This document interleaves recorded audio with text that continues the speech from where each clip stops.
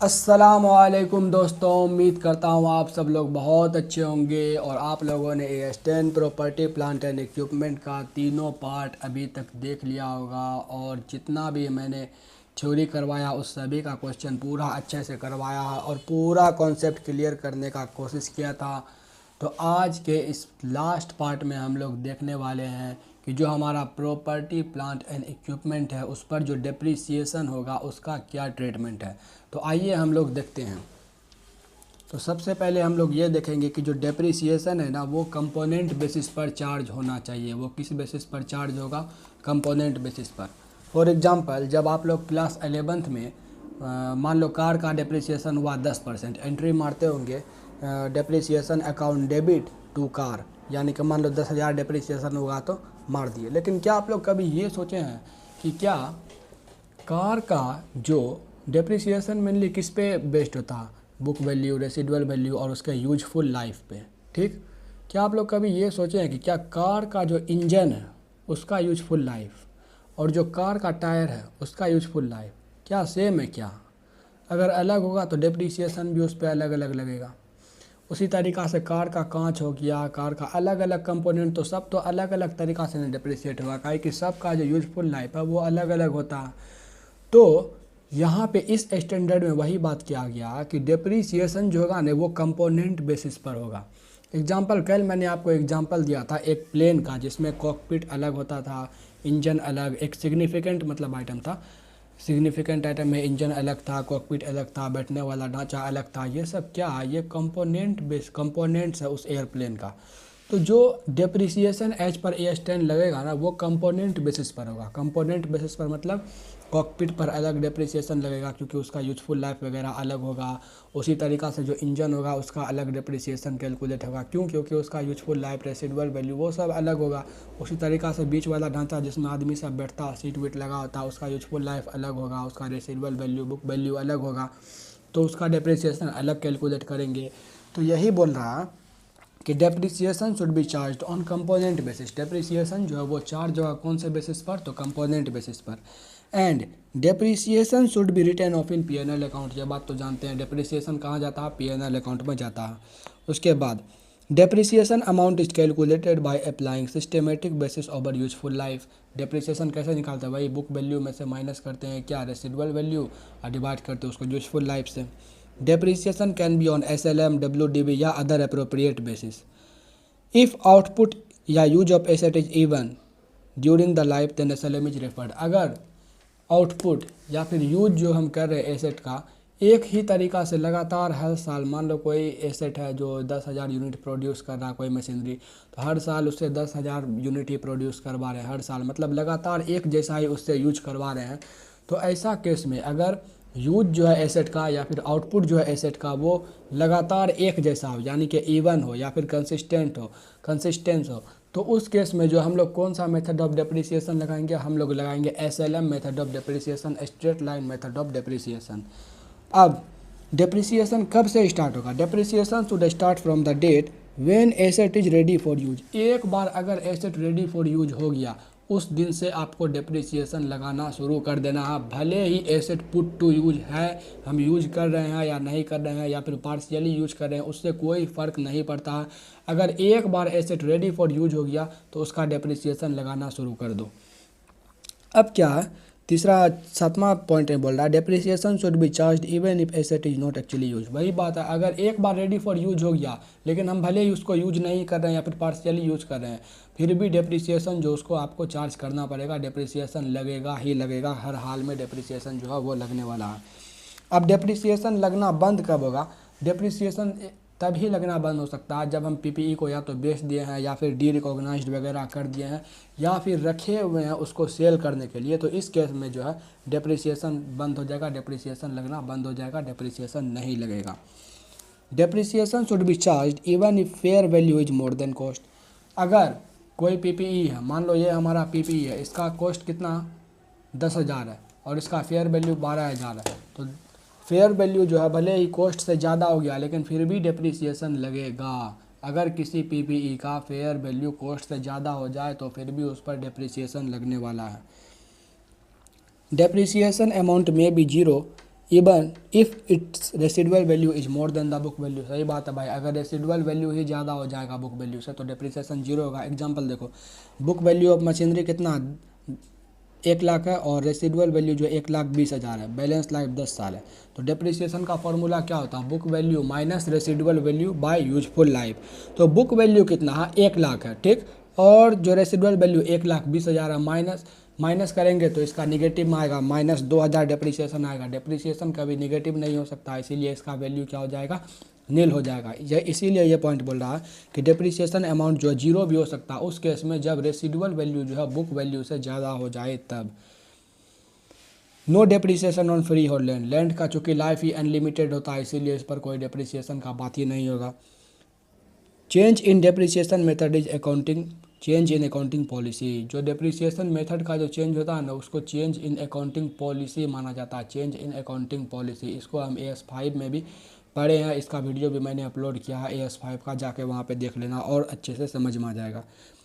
Depreciation method, useful life, residual value can be changed due to review by entity. Depreciation will be calculated prospectively due to change in above।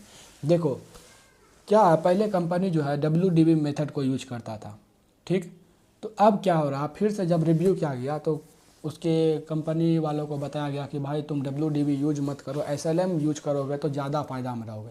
या फिर कोई machinery को review किया गया जिसका पहले life था 5 साल, फिर से रिव्यू किया गया तो पता चला नहीं ये अभी जो है 7 साल चलने वाला।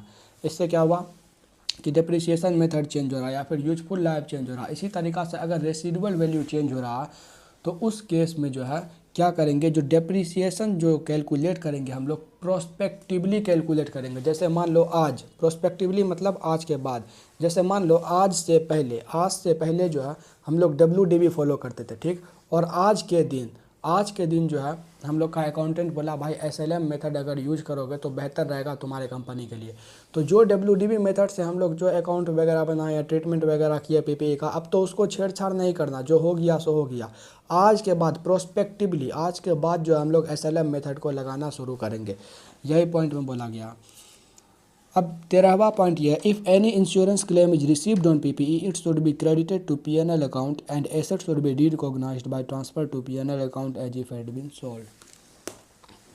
देखो कोई भी इंश्योरेंस क्लेम अगर मिलता है कोई भी PPE के अगेंस्ट में, मान लो हमारा एक PPE था 2 लाख का, वो जल गया, ठीक, 2 लाख का PPE था, जल गया, बदले में कंपनी ने क्या किया, हमको 20 लाख का नया मशीनरी दे दिया। क्यों 20 लाख का क्यों दिया, क्योंकि वो जो हमारे पास मशीनरी था ना तो 2 लाख का जला था, जो हमारे बुक वैल्यू उसका था 2 लाख। बुक वैल्यू कहने का मतलब पहले उसका कुछ ओरिजिनल कॉस्ट रहा होगा, उसमें डिप्रिसिएशन लगते जो उसका वैल्यू अब 2 लाख हो गया, मतलब 18 लाख डिप्रिसिएशन लग चुका है, इसीलिए उसका बुक वैल्यू कितना हो गया, 2 लाख रुपया जो उसका बुक वैल्यू अब हो गया। अब जाकर जो है ये हम जो इंश्योरेंस कराए थे ना उसका पॉलिसी क्या था कि कंपनी जो है अगर ये हमारा मशीनरी जल जाता, ये वाला मशीनरी अगर डिस्ट्रॉय हो जाता बाय फायर, तो जो इंश्योरेंस कंपनी वो हमको नया मशीनरी, एकदम नया मशीनरी ला कर देगी। तो जो ये ओल्ड मशीनरी है उसका क्या करेंगे, उसका यही करेंगे कि उसको PNL अकाउंट में राइट ऑफ कर देंगे। कैसे, PNL account debit to old machinery, जो जल गया लॉस बाय फायर वगैरह, तो वो मशीनरी जो है क्रेडिट हो जाएगा। और फिर जो नया मशीनरी हमको मिलेगा उसको कौन से वैल्यू पर रिकॉर्ड करेंगे, क्योंकि हमारा जो वाला मशीनरी हम डी रिकॉग्नाइज किए 2 लाख का, वो तो इंश्योरेंस कंपनी जो हमको दिया उसका फेयर वैल्यू तो 20 लाख था, तो हम उसको फेयर वैल्यू पर ही रिकॉर्ड करेंगे। कैसे, plant and machinery account debit 20 lakh, तो जो हमको दिया उसको क्रेडिट कर देंगे, किसको, तो टू इंश्योरेंस कंपनी 20 लाख। तो यही बेसिकली है, इसके ऊपर भी एक धमाकेदार क्वेश्चन है, यही वाला हम लोग अभी आगे करने वाले हैं। Record insurance claim when virtually certain. Insurance claim को तब ही हम रिकॉर्ड करेंगे जब पूरी तरीक़ा से पक्का हो। वर्चुअली सर्टेन मतलब जब पूरी तरीक़ा से ये पक्का हो जाए कि हमको इंश्योरेंस क्लेम मिलेगा तो मिलेगा। If asset is freely receive record asset at fair value. अगर एसेट आपको फ्री में कहीं से मिला तो उसको फेयर वैल्यू पे आपको रिकॉर्ड करना पड़ेगा। ये था हमारा डिप्रिसिएशन का कॉन्सेप्ट। और लास्ट में आता है हमारा डिस्क्लोजर, क्या क्या डिस्क्लोज करना पड़ता है। AS10 का क्या क्या डिस्क्लोजर रिक्वायरमेंट है, तो entity should disclose opening balance, addition, deletion, depreciation, closing balance of PPE, ये सब डिस्क्लोज करेगा। कौन सा डिप्रिसिएशन का मेथड यूज किया, क्या यूजफुल लाइफ रहा उस एसेट का, वो भी डिस्क्लोज करो। कौन सा मॉडल अपनाए हो सब्सिक्वेंट रिकॉग्निशन के लिए, कॉस्ट मॉडल या फिर रिवैल्यूएशन मॉडल, इसको भी डिस्क्लोज करो। तो ये था हमारा कॉन्सेप्ट, और इसी के साथ जो हमारा AS10 PPE का सारा थ्योरी जो है ख़त्म होता। और इस डेप्रिसिएशन से रिलेटेड जो है हम लोग अभी कुछ क्वेश्चन कर देते हैं, जिससे हमारा कॉन्सेप्ट जो है 100% क्लियर हो जाएगा। और तो ये सारा ICI का क्वेश्चन है, इलस्ट्रेशन, वो हम लोग देखने वाले हैं। तो इलस्ट्रेशन 11 ना, ये देखो। अच्छा, ये हो सकता है कि कोई बच्चा अगर देखेगा तो हो सकता है ये वाला इलस्ट्रेशन 11 उसके बुक में 12 में हो, इलस्ट्रेशन 12 में, या फिर आगे पीछे हो सकता है ये ऐसा हो।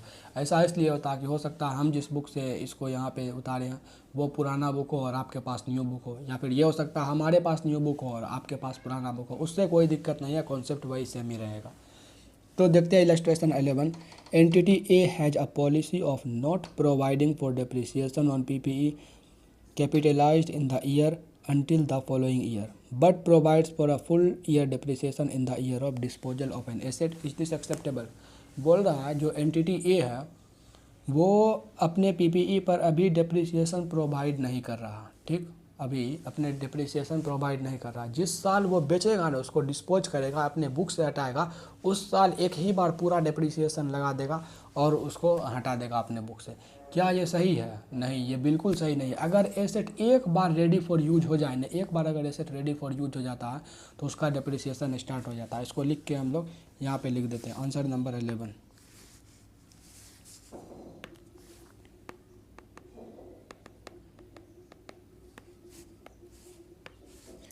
As per accounting standard 10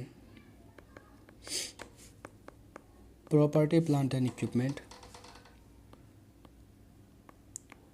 when a PPE is ready for use,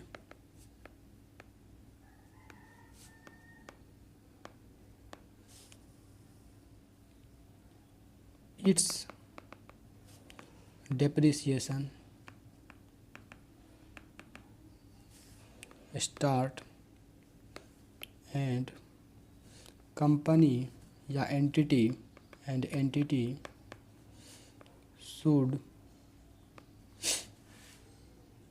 calculate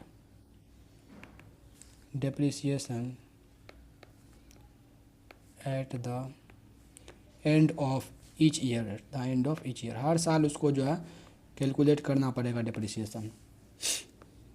in the given case entity A is not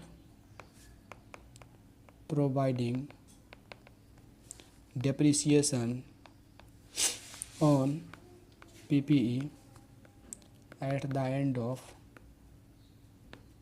each period,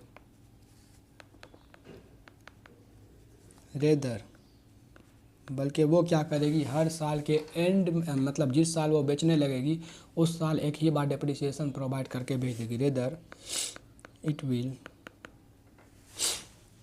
देखो यहाँ पे क्या करेगी, but provide a full year depreciation in the year of disposal, but will provide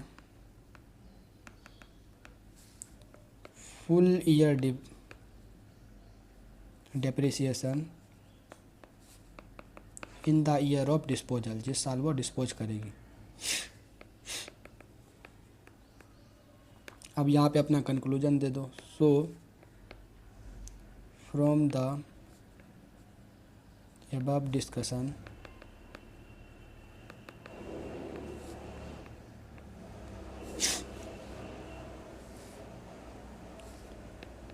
it is conclude that entity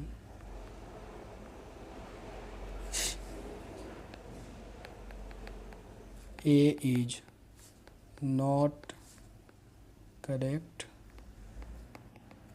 in his opinion and it is not acceptable। ये जो है क्या acceptable नहीं है, इट इज़ नॉट एक्सेप्टेबल, ये acceptable नहीं है। उसी तरीक़ा से अब हम लोग देखते हैं 12 नंबर का question. Entity A purchased an asset on 1 Jan 2001 for 1 lakh and the asset had an estimated useful life 10 years. Asset 1 lakh में परचेज किया, उसका एस्टिमेटेड यूजफुल लाइफ कितना है, 10 साल है।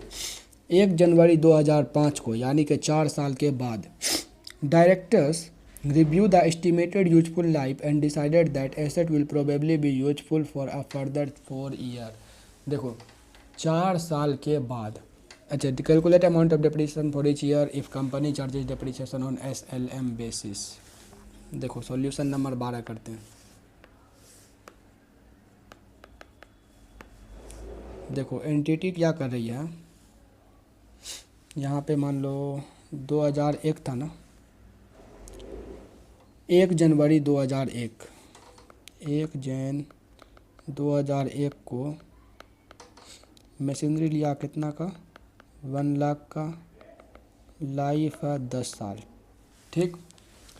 4 साल तक ये डिप्रिशिएट किया, 3 4, चौथा साल 1 2 3 4, यानी कि 1/1/2005 को, ठीक। 1/1/2005 को जो है रिव्यू होता, मतलब अकाउंटेंट जो रिव्यू करता है इस मशीनरी को, और क्या पता कि इसका लाइफ जो है अब कितना बचा है, आगे 4 साल ही बचना चाहिए था, कितना कायदे से 6 साल, क्योंकि 4 साल यूज हुआ, 6 साल और रहता। लेकिन अकाउंटेंट रिव्यू पे क्या बोल रहा है कि इसका लाइफ जो है अब 4 साल बस और बचा है। तो बोल रहा अब बताओ इस साल का डेप्रिसिएशन कितना होगा, मतलब 1/1/6 को डेप्रिसिएशन जो है वो क्या होगा, ये कैलकुलेट करके मांग रहा। तो चलो इसका सॉल्यूशन देखते हैं।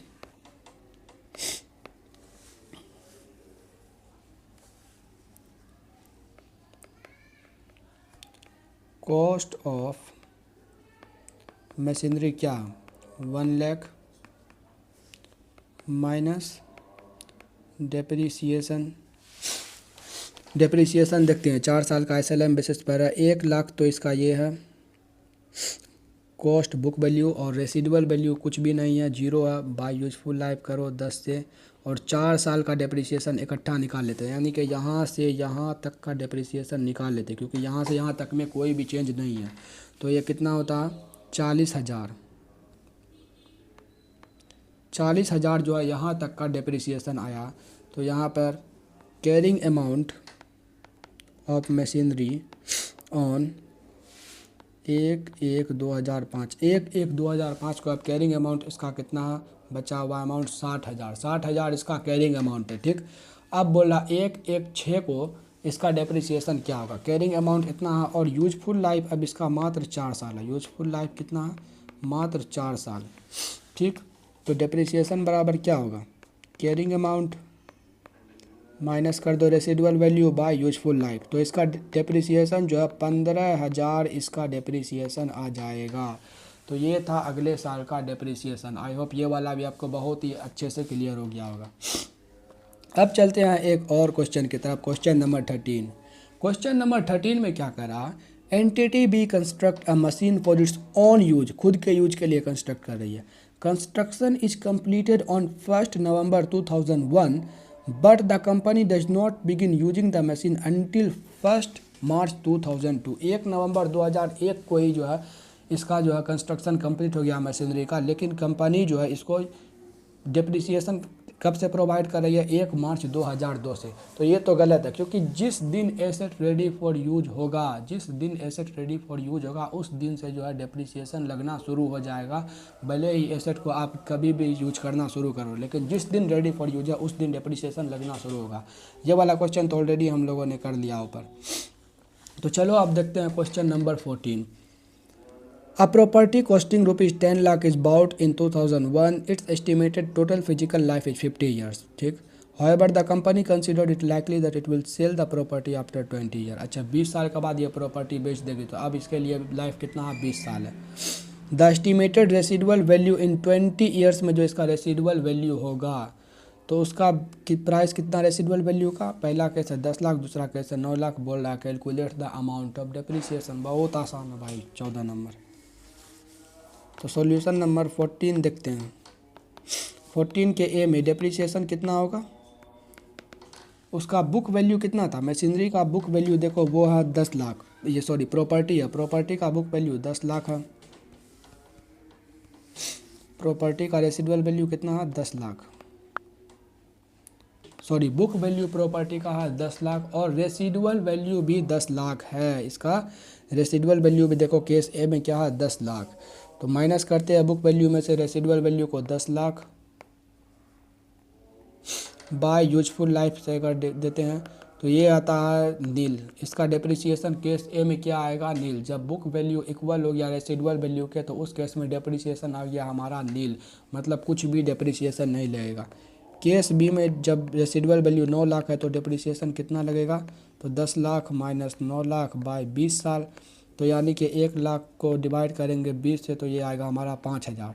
तो दूसरे केस में डेप्रिसिएशन कितना था हमारा 5000। ये बहुत ही आसान था, इसमें कोई भी मतलब कोई रॉकेट साइंस नहीं है, बहुत आसान आसान क्वेश्चन आ रहा। अब 15 नंबर में क्या, entity B manufacturers industrial chemical and uses blending machine in the production process the output of the blending machine is consistent. Consistent मतलब लगातार एक जैसा उसका आउटपुट आ रहा from the year to year and they can used for different products. However, maintenance cost increased from year to year and the new generation of machine will significant improvement over existing machine is available every 5 years suggest the depreciation method। देखो मैंने पहले ही ऊपर वाले note में बताया, जब भी machinery का आउटपुट या यूज अगर इवन है कंसिस्टेंट है यानी कि लगातार एक जैसा है तो उस केस में जो है हम लोग SLM मेथड ऑफ डेप्रिसिएशन को यूज करते हैं। सेम वही बात को यहाँ पे लिख देना। क्वेश्चन नंबर 15 में भी कुछ भी नहीं है। अब 16 में आते हैं कि entity A carried plant and machinery in its book. चलो यहाँ पे 15 नंबर जो है इसको यहाँ पे लिख देते हैं कि ताकि कोई डाउट ना रहे। SLM पे यहाँ पे जो है रिकॉग्नाइज होगा। इसको अच्छे से आप लोग पैराग्राफ बना के लिख लीजिएगा।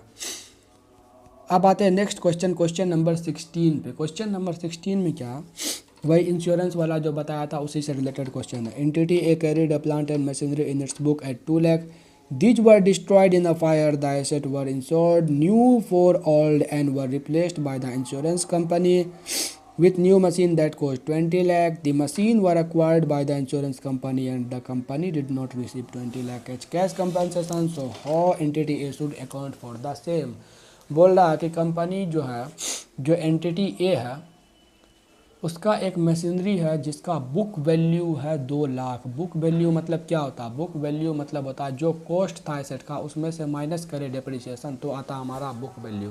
मान लो अगर उस एसेट का दाम था 20 लाख रुपया और डेप्रिसिएशन लगा है 18 लाख रुपया तो उसका बुक वैल्यू हो गया है 2 लाख। बोल रहा अब ये जो 2 लाख का जो मशीनरी था ये डिस्ट्रॉयड बाय फायर हो गया, इसमें आग लग गया और ये जल गया। तो लेकिन ये जो कंपनी है एंटिटी ए है इसने एक इंश्योरेंस पॉलिसी ले रखा था कि अगर मेरा ओल्ड वाला मशीनरी जल जाता डिस्ट्रॉय जाता तो एक न्यू मशीनरी जो है वो इंश्योरेंस कंपनी लाकर इसको देगी। तो इंश्योरेंस कंपनी ने क्या किया, न्यू मशीनरी 20 लाख का उसका कॉस्ट था 20 लाख लाकर इसको दे दिया। बोला इसका क्या अकाउंटिंग ट्रीटमेंट होगा, तो इसका अकाउंटिंग ट्रीटमेंट यही होगा। पहले जो है थोड़ा सा डेप्रिसिएशन वो जो लाइन मैंने बताया था ऊपर में कलरफुल नोट्स में जो बताया था इंश्योरेंस कंपनी वाला वो लिख देना है। उसके बाद इसका अकाउंटिंग ट्रीटमेंट क्या होगा, क्वेश्चन में चूंकि अकाउंटिंग ट्रीटमेंट पूछा तो अकाउंटिंग ट्रीटमेंट सबसे पहले उसमें ज्ञान दे देना है कि इंश्योरेंस कंपनी से कोई इंश्योरेंस वगैरह करवाता है और फिर उसको इंश्योरेंस क्लेम रिसीव होता है तो उसको कब रिकॉग्नाइज करेंगे कब PL में डालेंगे, ये सब लिखने के बाद जो है आप उसके बाद अकाउंटिंग ट्रीटमेंट करना। देखो जब लॉस बाय फायर हुआ तो उसको PNL में डेबिट करो। Loss by fire PNL account debit करेंगे 2 लाख से, क्योंकि 2 लाख का मशीनरी जो लॉस बाय फायर हुआ to plant and machinery 2 lakh being old plant and machinery destroyed by fire. ये क्या हुआ है, डिस्ट्रॉयड हो गया बाय फायर। ठीक, अब दूसरा केस में जब इसको इंश्योरेंस कंपनी से एक नया मशीनरी मिला तो उसको किस वैल्यू पर रिकॉर्ड करेंगे, तो फेयर वैल्यू। फेयर वैल्यू क्या होगा, वही वैल्यू जिस पर इंश्योरेंस कंपनी ने उस मशीनरी को ख़रीदा था। तो प्लांट एंड मशीनरी अकाउंट को करेंगे डेबिट कितना से 20 लाख से टू इंश्योरेंस कंपनी को क्रेडिट करेंगे 20 लाख से। क्रेडिट द गिवर आपने पहले ही गोल्डन रूल में पढ़ा होगा क्लास 11th में, क्रेडिट द गिवर। तो यहाँ पे क्या होगा, being new plant and machinery received. I hope ये वाला भी आपको 100% क्लियर कॉन्सेप्ट के साथ समझ में आ गया होगा। अगर कोई भी क्वेरी या डाउट रहता तो आप लोग बेझिझक हमको कमेंट सेक्शन में बोल सकते हैं, लिख सकते हैं। और इसी के साथ ये स्टैंडर्ड हमारा समाप्त हो जाता है। अगर चारों पार्ट को आपने अच्छा से कर लिया तो जो ICAI का क्वेश्चन है जो एकदम चैप्टर के लास्ट में रहता है वो आराम से मक्खन की तरह आपसे बन जाएगा, उसमें कोई भी डाउट नहीं रहेगा। फिर भी अगर कोई डाउट रह जाता है तो नेक्स्ट पार्ट में मैं ICAI का सारा क्वेश्चन जो है चैप्टर के लास्ट में वो सारा क्वेश्चन एक एक क्वेश्चन लिख लिख कर अपने से करवाऊंगा। इसीलिए पहले पूरा पार्ट को देख लीजिए, फिर रिवाइज कर लो इसको और फिर खुद से पहले ICAI का क्वेश्चन बनाने का ट्राई करो। उसके बाद मैं यूट्यूब पर अपलोड कर दूंगा AS10 property plant and equipment का ICAI का क्वेश्चन।